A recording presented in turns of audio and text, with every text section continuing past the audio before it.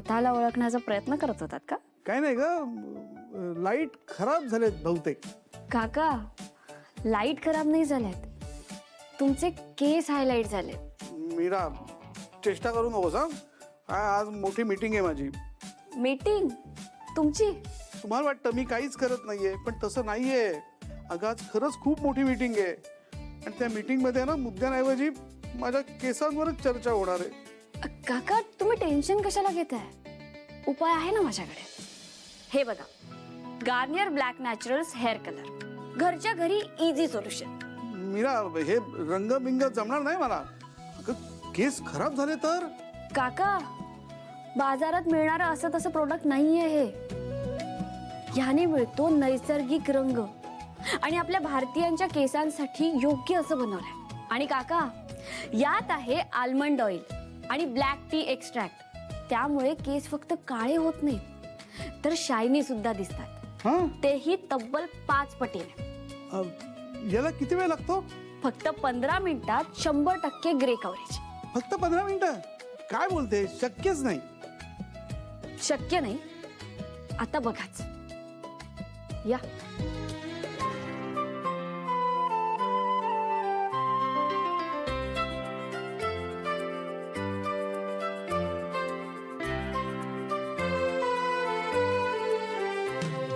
मीरा, माझे केस खूप नाजूक आहेत, जरा जपून, नाहीतर सगळे उडून जातील. काका, रिलॅक्स. गार्नियर आहे, ट्रस्ट ठेवा. हम्म.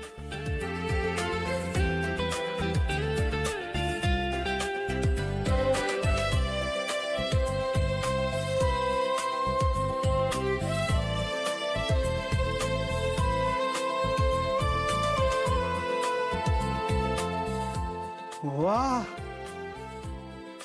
हे माझे केस आहेत? हो काका, हे तुमचेच केस आहेत.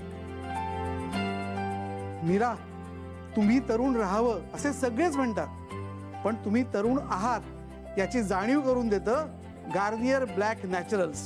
मी म्हटलं होतं ना. थँक्यू मीरा. आज मीटिंग मध्ये सगळे माझा रिस्पेक्ट करतील. आता ठरलं, नॅचरल लुकिंग कलर म्हटलं की माझा ट्रस्ट आहे गार्नियर ब्लॅक नॅचरल्स वर.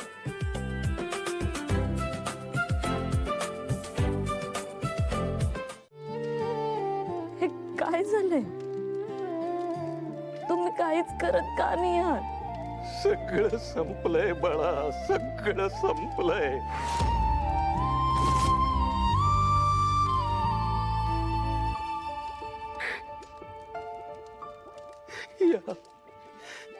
या बाईने माझी सगळी विद्या, माझ्या शक्तीचा अंश आणि अंश हिरावून घेतलाय. असहाय्य झालोय मी. मरणाला कवटाळण्याचा देखील प्रयत्न केला मी, पण या चांडाळणीने जिवंत ठेवलंय मला.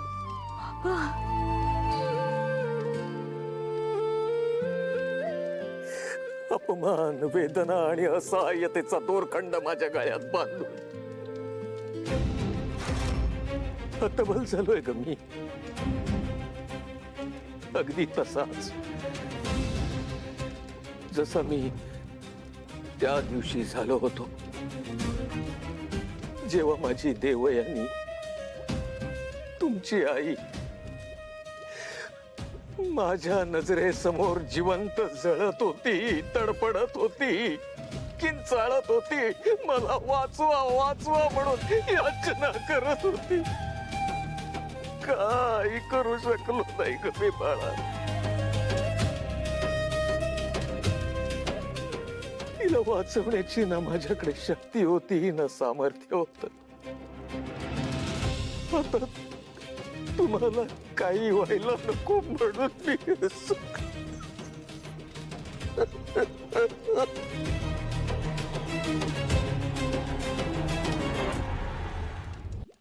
बाबा, तुम्ही काळजी करू नका, आम्हाला काहीच होणार नाही. आणि बाबा, मी तुम्हालाही काही होऊ देणार नाही. मी तुम्हाला इथून सोडवून घेऊन जाईल.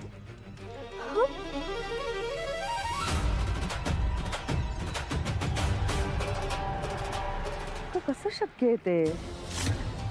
तुला आता तुझ्या बापाला सोडवता नाही येणार. तो आता इथेच राहणार आहे आत्मा बनून. माझ्या ज्या तुमच्याकडे कवड्या आहेत ना, ज्या तुम्ही मला दिल्या नाहीत,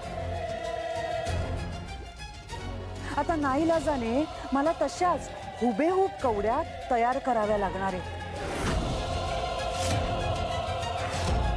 आणि त्यासाठी एका मानवी बळीची गरज आहे मीरा.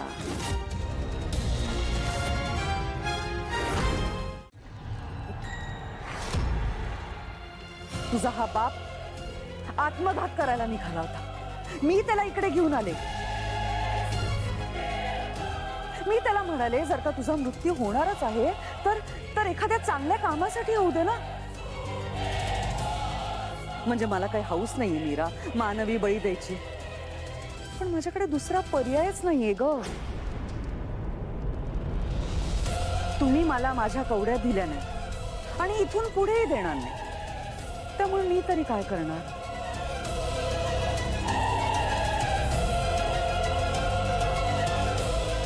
पण जर का तू मला माझ्या कवड्या परत दिल्यास तर तुझा बाप वाचू शकतो, पण आई माझ्याकडेच राहील ना.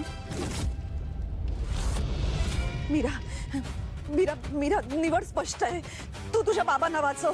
तू माझी काळजी करू नको. बाबांना वाचव. तू तिला त्या कवड्या परत देऊन टाक.